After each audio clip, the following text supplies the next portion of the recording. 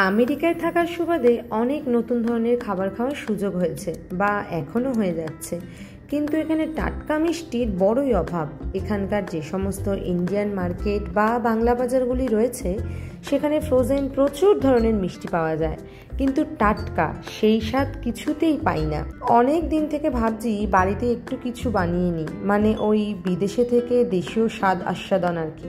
তাই সেই স্বাদ আস্বাদনের জন্য মায়ের কথা মতো বানিয়ে ফেললাম রসে মাতানো মালাই মালপোয়া। ছোটবেলা থেকে বহুবার মাকে এটা বানাতে দেখেছি, কিন্তু আজ আমি নিজেই বানিয়ে নিলাম। শুরুর দিকটা একটু ভয় পাচ্ছিলাম, তবে মনে সাহস নিয়ে বানিয়েই ফেললাম সুস্বাদু মালপোয়া। মালপোয়া বানানোর ক্ষেত্রে পরিমাপটা কিন্তু খুবই গুরুত্বপূর্ণ, যেটা মা আমাকে ফোনের ওপার থেকেই বলে দিয়েছিল। আর আমি সেরকমভাবেই 2 কাপ ময়দা, 2 কাপ সুজি, সামান্য নুন, 1 চামচ মৌরি গুঁড়ো, হাফ কাপ মতো চিনি আর 5 কাপ মতো দুধটা পুরোটা একবারে নয়, অল্প অল্প করে মিশিয়ে নিতে বলেছিল। তো আমি সেরকমভাবেই অল্প অল্প করে একটা ভালো ব্যাটার তৈরি করে নিয়েছিলাম। আর সবশেষে 1 চামচ মতন ঘি দিয়ে পুনরায় সেটাকে নাড়িয়ে 1 ঘন্টার জন্য রেস্টে রেখে দিয়েছিলাম। তারপর একদিকে বানিয়ে নিলাম চিনির শিরা, যেটার জন্য 4 কাপ মতো জল আর 500 গ্রাম চিনি দিয়ে জলটা ভালো করে ফুটিয়ে নিয়েছিলাম। আর ভালোভাবে ফুটে গেলে তার মধ্যে 1 চামচ মতো গোলাপ জল আর 2টো এলাচ থেতো করে দিয়েছিলাম।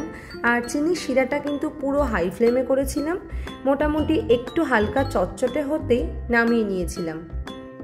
আর অন্য একটা পাত্রে বানিয়ে নিয়েছিলাম মালাই বা ক্ষীরটা। প্রথমেই কড়াইতে একটু ঘি মাখিয়ে নিয়েছিলাম যাতে দুধটা পোড়া না লেগে যায়।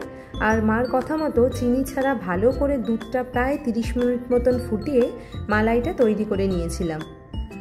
1 ঘন্টা পর আমার মালপোয়ার ব্যাটারটা পুরোপুরি রেডি। এবার কড়াইতে বেশি করে সাদা তেল দিয়ে দিলাম। তেলটা গরম হয়েছে কিনা প্রথমেই একটু চেক করে নিলাম একটা ড্রপ ফেলে। এরপর আমি হাতায় করে ব্যাটারটা তুলে পুরো মাঝ বরাবর কড়াইতে দিয়ে 10 সেকেন্ড মতন অপেক্ষা করার পর নিজে থেকেই ফুটে উঠে এলো। এবার দুদিকটা ভালো করে লাল লাল করে ভেজে নিলাম। ভাজার পর সরাসরি শিরায় ফেলে দিলাম। শিরায় প্রায় 8 থেকে 10 মিনিট মতন চুবিয়ে রেখে দিতে হবে। শিরা থেকে তুলে আমি সরাসরি একটা ছিদ্রযুক্ত পাত্রে রেখেছিলাম, যাতে এক্সট্রা শিরাটা নিচে পড়ে যায় এবং খাওয়ার সময় বাজে না লাগে। এবার আমার মালপোয়া কিন্তু পুরোপুরিভাবে রেডি।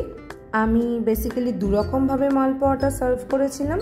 একটা ডিরেক্ট ওই রসে চোবানো মালপোয়া, আর একটা ওই মালপোয়ার ওপরেই মালাই ছড়িয়ে দিয়েছিলাম আর ওপর থেকে একটু কিশমিশ কাজু দিয়ে গার্নিশিং করে দিয়েছিলাম।